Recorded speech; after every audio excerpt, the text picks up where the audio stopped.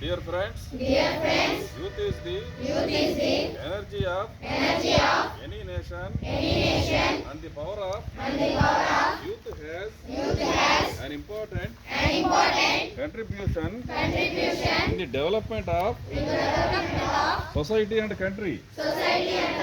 Therefore, it is very important that maximum number of youth join the drug-free India campaign. Accepting this challenge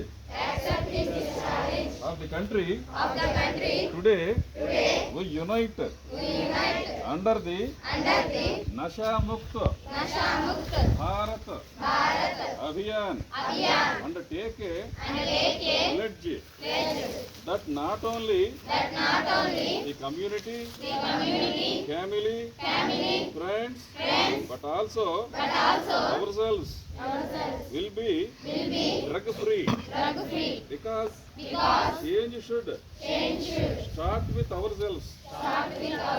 So let us all together take a firm decision to make our district, state of Andhra Pradesh, drug free.